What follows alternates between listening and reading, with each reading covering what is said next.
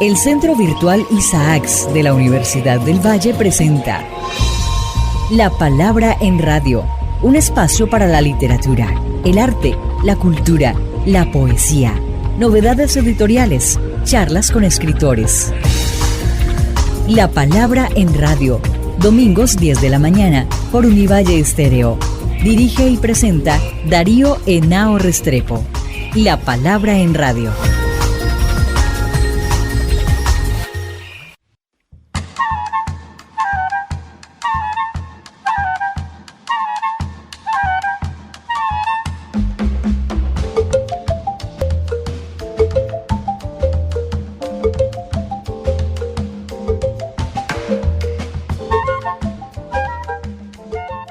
Muy buenas, amables oyentes, como siempre, todas las mañanas de domingo aquí en nuestro programa La Palabra en Radio, un programa del Centro Virtual Isaacs de la Escuela de Estudios Literarios de la Facultad de Humanidades de la Universidad del Valle. Como siempre, tenemos entrevistas, cultura, música y hoy, como les había anunciado el domingo pasado, seguimos nuestra entrevista con Óscar Osorio, investigador, escritor y profesor de la Escuela de Estudios Literarios, y hemos estado hablando con él de su último libro Allende el Mar, Crónicas de Inmigrantes Colombianos en los Estados Unidos. Nos quedaron varias cosas en el tintero de la semana pasada. Quiero decir que Óscar ha sido mi amigo, mi compañero en la Escuela de Estudios Literarios en los últimos 25 años, por tanto nos conocemos, hemos hablado de lo divino y de lo humano y sobre todo mucho de literatura. Y la línea que tú has abierto en tu trabajo alrededor de todas estas décadas ha sido muy importante, no solo para la Escuela de Estudios Literarios de la Universidad del Valle, sino para la región y para este país. Creo que en Cali con tu trabajo es una de las cosas que con más rigor y con más seriedad han enfrentado estas nuevas realidades. Para que le contemos a nuestros oyentes y a nuestro público la línea de continuidad que hay entre tus primeros trabajos y esto que estás haciendo ahora, que te veo ya un hombre con una gran madurez literaria. Te he seguido, te he acompañado y por supuesto uno siente mucha felicidad cada vez que lee a un amigo, a un compañero en términos literarios, cómo su obra se va adensando, va creciendo, va encontrando nuevos caminos, que creo que es lo que tú has hecho no solamente como cuentista, como cronista, sino también como investigador de nuestra literatura y en particular de la que te ha interesado siempre, que es la de la violencia, la del sicariato y la de estas realidades tan terribles a las que están sometidas sobre todo nuestras poblaciones menos favorecidas. Bien, Darío, pues muchas gracias por tus comentarios que son elogiosos. Lo primero que yo quiero decir es que estamos hablando del libro, pero hay que decir que es un libro inédito, es decir, este es un libro que está en proceso. Como dije en el programa pasado, hay 9 crónicas escritas que de todas maneras se van a someter a un proceso de revisión y corrección en estos meses. Y algunas de ellas ya comienzan a aparecer, la primera se publicó en la edición especial de los 30 años de la palabra y hay otras que ya hay revistas que van a publicar y luego la idea es que hagamos una serie en la palabra. Pero el libro como libro estará, espero yo, en el segundo semestre de este año, como lo que tenemos pensado. Las continuidades, cuando yo decidí hacer este trabajo con inmigrantes colombianos en Estados Unidos, me faltó el que me dijera, bueno, qué bueno, porque pues te salís del tema de la violencia. Y yo dije, bueno, no sé, yo no sé qué me voy a encontrar, voy a ver qué pasa. Y cuando tú lees las crónicas, tú ya las has leído y todavía hay otras que siguen indagando sobre ese tema, pues vemos que la violencia es un tema que se reitera en esas crónicas, no porque yo tenga interés en que se reiteren, sino porque infortunadamente, pues ser colombiano es necesariamente transitar más o menos intensamente por escenarios de violencia. Nosotros tenemos unas burbujas que hemos diseñado, unas burbujas de seguridad en las ciudades y nos movemos por ciertos sectores y habitamos ciertos espacios que están muy protegidos, pero eso es los que tenemos el privilegio de contar con esos corredores de seguridad y esas burbujas de seguridad, pero la mayoría del país no cuenta con esa posibilidad y tiene que enfrentarse cotidianamente a la violencia y claro, cuando cuentan sus historias, pues sus historias están marcadas por el asesinato del hermano o por la amenaza del bloque Calima o porque se es médico en una zona de conflicto y tienes que entrar en relación con un personaje como Megateo. ¿Y yo qué hago? Pues está ahí. No es solamente eso, pero es una nación que ha habitado en la violencia por décadas y entonces la violencia aparece. Digamos, de mis temas recurrentes en mi trabajo de investigación y en mi trabajo de creación es la violencia. No es que lo elija, como escritor uno habita sus opciones. Y claro, yo vengo de un pueblo que fue destruido destrozado por la violencia del cartel del norte del Valle, de uno de sus protagonistas. Y entonces eso te marca. Un primo mío fue asesinado, a mí me tocó ver matar a una persona. Eso crea unas obsesiones. Hablo de lo que a mí me interesa. ¿Y de dónde surge el interés? Pues de mi vida, de los entornos que he habitado. Insisto, yo vengo de sectores bien populares, yo viví en la pobreza. Y esos sectores son sectores donde la violencia es el pan nuestro de cada día. Entonces la violencia aparece tanto en la obra, pues ese es, digamos, el tema más recurrente. Pero no es el único, y ahí es donde a veces me siento malinterpretado. Hay un tema que para mí es fundamental y es el tema del amor, y lo urbano aparece en mi literatura. Hay otros temas allí que pareciera que se disuelven porque el otro fenómeno es muy poderoso. Entonces en estas crónicas yo quería explorar la experiencia del inmigrante, y ahí de todo. Ahí está la nostalgia, el amor, el éxito, el fracaso y otra serie de temas que atraviesan las crónicas. Hay una constante en mi obra, yo llamaría más bien los problemas sociales. Tengo un profundo interés, y como profesor, como investigador para trabajos académicos o como investigador para trabajos de creación, tengo un profundo interés en los problemas que tenemos específicamente otros colombianos, ¿no? Ese es el tema, digamos, recurrente. Y esos problemas pues son inequidad, injusticia, pobreza o miseria, muchos otros. Por supuesto, la violencia es un fenómeno que está allí, y temas muy humanos como el amor, la lealtad, están en mi obra. Lo que pasa es que pareciera que se invisibilizan y los lectores no los ven, no sé. En ese contexto de esos seres que no se pueden sustraer a ellos. Exacto. O sea, uno cuando lee la historia de Megateo por este médico, pues entra a esa historia tan terrible del paramilitarismo, de la guerrilla, de todas las atrocidades del conflicto colombiano. Claro. Está ahí. ¿Cómo hace uno? San Calixto, que fue donde este personaje fue a hacer su año rural, pues es una zona donde estaban todos los grupos, estaban la FARC, el residuo de lo que quedaba del EPL, que se conoció como los Pelusos, donde surge Megateo, y bueno, que va a evolucionar después a Otoniel, ¿no? Los jurabeños y demás. Ahí están todos los actores del conflicto, pero ese no es el centro de la crónica, es un momento fundamental en su vida, por supuesto.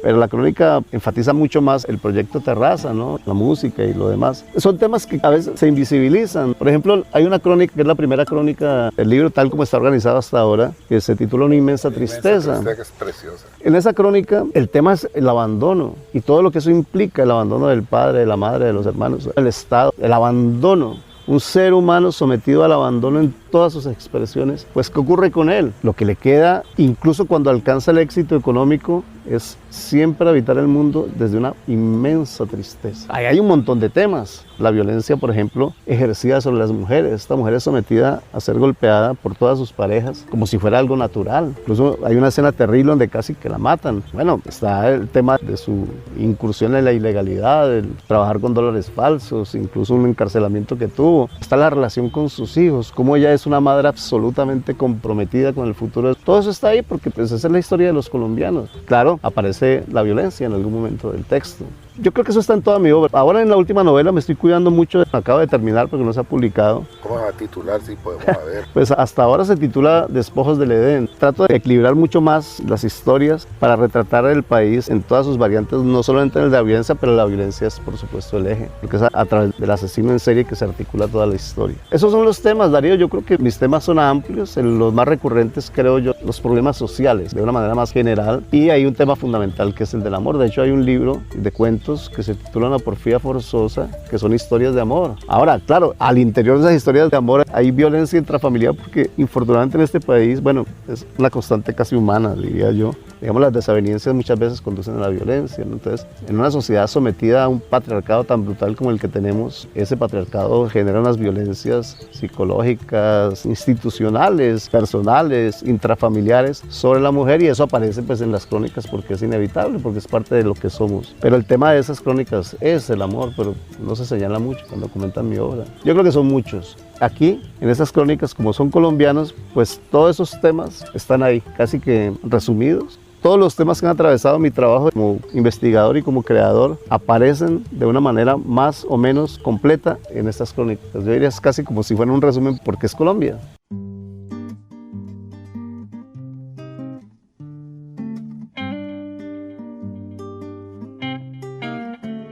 El dolor de mis ancestros siento yo.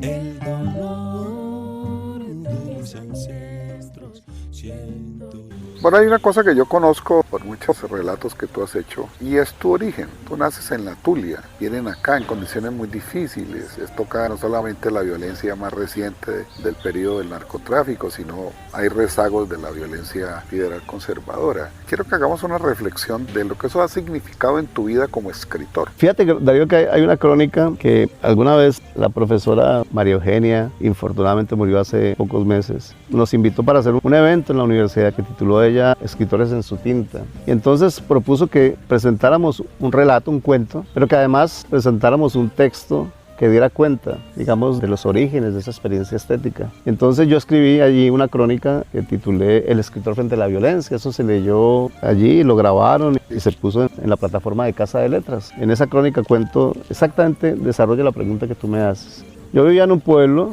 que, claro, uno, por supuesto, todos los escenarios de la infancia son escenarios del paraíso para quienes no estamos sometidos, digamos, a un escenario radicalmente violento, ¿no? Porque el paraíso se le corta a los niños, incluso la experiencia paradisíaca del mundo de la infancia en estos escenarios degradados no se les permite a los niños. Yo sí la tuve, porque había problemas, por supuesto, pero uno ni se enteraba como niño, entonces el pueblo era un paraíso. Y cuando yo salgo de allí, es exactamente cuando comienza la acción. Yo salgo en el año 78. En el 77 matan al Grillo en Cali, que es el primer gran narcotraficante. Es sobre lo que hace la película de Antonio Dorado, El Rey, y sobre lo que escribe Hernán Hoyos, su novela Coca, novela de la mafia criolla. Es un fenómeno que apenas se está emergiendo, el 77, apenas se está consolidando. Todos teníamos la experiencia de la violencia. Cuando yo me vengo de mi pueblo, comienzan las noticias.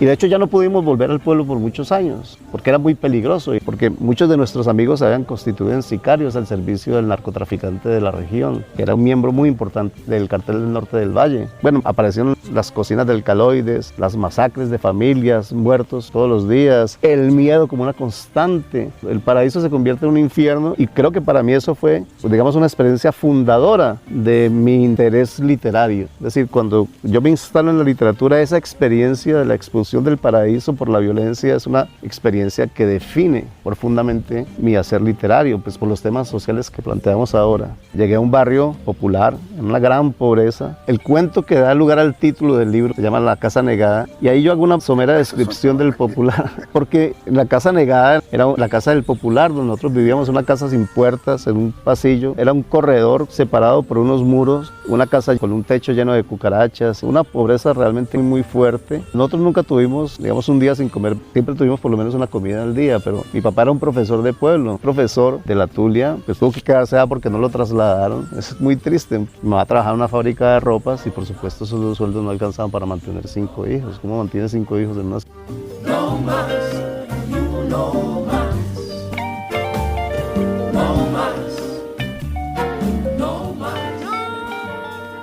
Fue una época extremadamente difícil, no fueron muchos años, fueron 2 o 3 años de mucha pobreza. Luego comenzamos a trabajar. Yo llegué a los 13, yo a los 15 años ya trabajaba a la galería Cabaza y compraba con mi hermano cajas de maracuyá, las vendía en Santa Elena. Y bueno, yo toda la vida fui rebuscado, yo hice de todo.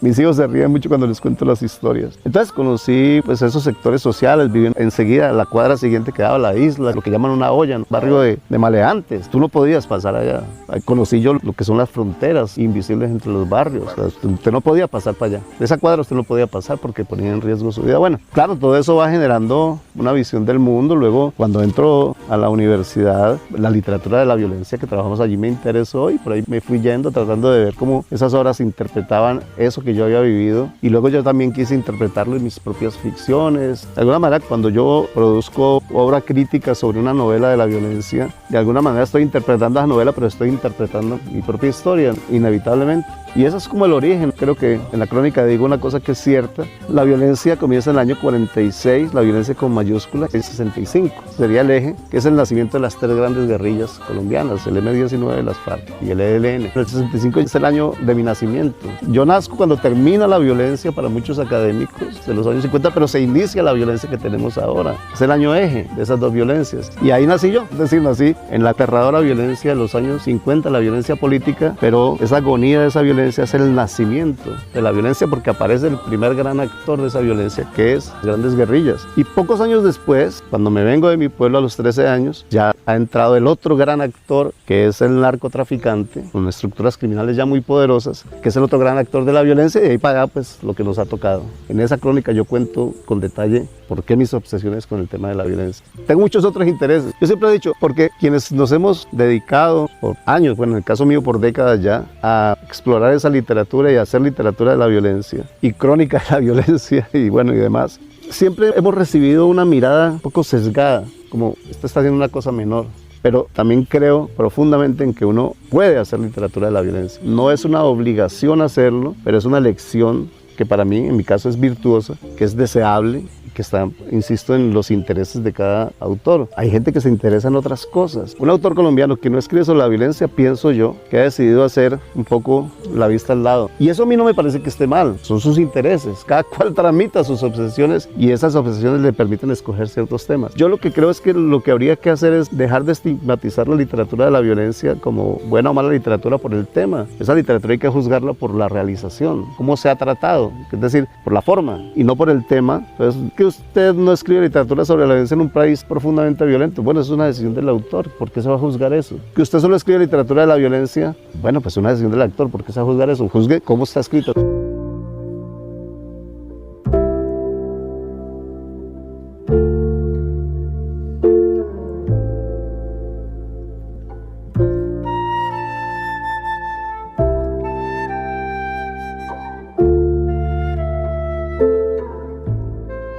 Bueno, yo quiero terminar con algo que me dejó muy quieto, positivamente, por supuesto. Es que tú sabes que tengo una gran amistad con Germán Jaramillo, uno de los grandes actores colombianos, que acaba de hacer y sigue. Ahora en abril hace una temporada en el Teatro Colón del Coronel No Tiene Quien Le Escribe y tiene hace 20 años un grupo en Nueva York. Trabaja con la comunidad latina y yo le mostré tus crónicas. Hablamos con él, después volvimos a hablar largamente y él me hizo pensar mucho en la clave teatral, dramática que hay entre sus obras, pero en particular de estas crónicas Allende el Mar, es decir, eso puede ser objeto de un buen espectáculo teatral, en Nueva York en inglés, en español también, y bueno, la idea es que vamos a trabajar, ya tú diste el ok, y lo que te quiero preguntar es sobre esa dimensión teatral, dramática, que es evidente que existe en tu obra. Cuando ya hablaba con él, uno dice, no, pues tiene un montón de cosas bastante ricas en términos dramáticos, teatrales. Un interés fundamental de la mayoría de los autores es suscitar el interés del lector. Y hay un montón de procedimientos textuales que pasan por la estructura del relato, por supuesto, es decir, cómo se organiza la historia, también por la voz, por el lenguaje. Y claro, en este caso particular del entramado, las herramientas son las de la literatura. Un interés fundamental de toda mi obra, la manera como se organiza, o lo que llamamos el entramado, o el relato mismo como relato, es decir, cómo se organiza la historia, permita que la metáfora la hace, por supuesto, siempre García Márquez, que el lector no se despierte, es decir, que el lector esté permanentemente en el texto. Y entonces, en este caso, además, digamos, de todo ese artificio literario que hay en esos relatos, porque son textos literarios, siempre he tenido una gran preocupación, sobre todo en mis últimos libros de creación, en el libro de cuentos, La Casa Negada, y en este libro en particular, y en la novela que acabo de escribir, y es la menor cantidad de ornamentos posible, es decir, que el artificio literario sea invisible para el lector, pero que está ahí, insisto, en el entramado, en la voz, en la textura de la prosa, en el ritmo, en la ambientación, en el tono que surge, en todo eso, pues está el artificio literario que suscita el interés del lector y ahí es donde estaría esa estructura, digamos, fundamental del texto, pero lo que podemos llamar la organización simbólica del texto. Es decir, cómo en estas crónicas aparecen una serie de símbolos que yo no me invento, que surgen en el proceso de investigación, que interpretan de manera profunda las historias. Entonces te voy a poner un ejemplo, una crónica que a mí me encanta como quedó, que van a publicar en una revista en Argentina, que se titula Las Reliquias de la Muerte. Es la crónica de un chico que hace el tránsito. Mira, este muchacho, cuando estábamos en la entrevista, comenzamos a hablar de los tatuajes, tiene un montón de tatuajes en su cuerpo. Entonces me dice, el primer tatuaje que me hice fue Las Reliquias de la Muerte, que es un símbolo triple en el que se recogen 3 símbolos. Y cuando yo voy a investigar entonces ya por fuera qué son las reliquias de la muerte en la saga de Harry Potter, encuentro que hay en ese símbolo triple 3 elementos fundamentales que deciden el destino del personaje. Los 3 símbolos son el triángulo, que significa la capa de invisibilidad que le permite ser invisible, pues lo que quiere el chico antes de hacer el tránsito y de que sea reconocido socialmente como un chico trans es pasar inadvertido en el mundo, es ser invisible, y ese es su esfuerzo fundamental durante los primeros años. Y ya está en el signo que escoge a los 16 años de una manera inconsciente. El otro símbolo triple, la piedra filosofal, que es una piedra que permite a quien la tenga resucitar al otro. Y resulta que cuando él termina el proceso, que ves que hay un proceso de aniquilamiento de una identidad, es decir, que se mata una identidad para surgir en otra, es una resurrección.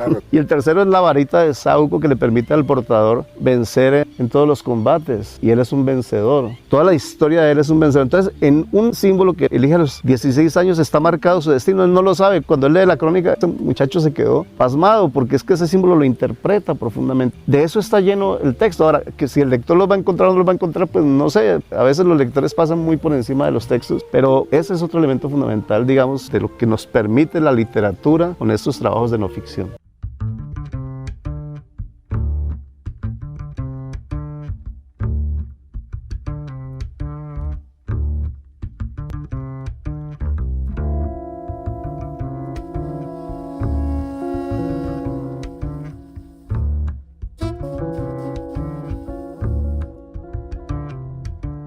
Bienvenidos a este espacio sonoro de La Palabra en Radio, Música Negra.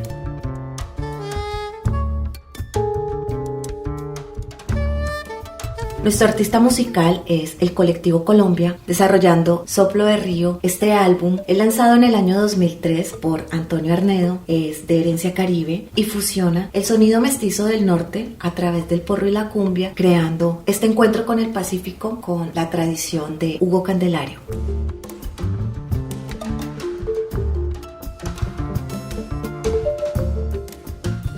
Están escuchando la canción La Huella del Colectivo Colombia.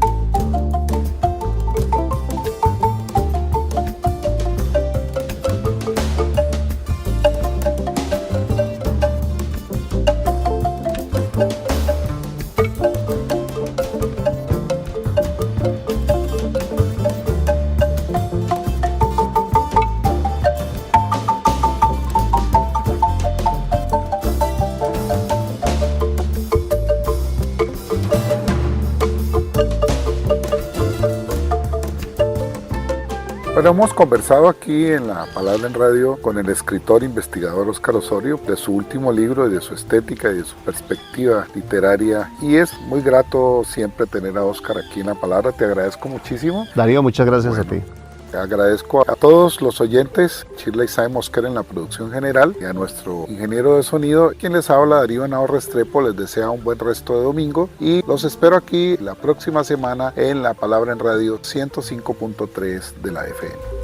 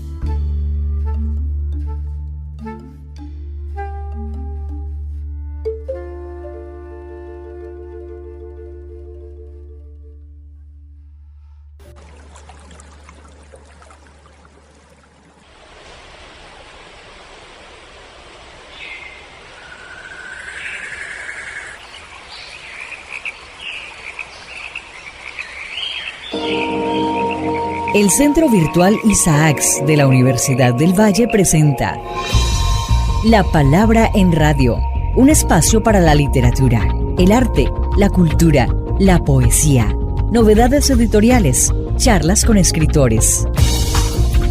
La Palabra en Radio, domingos 10 de la mañana por Univalle Estéreo.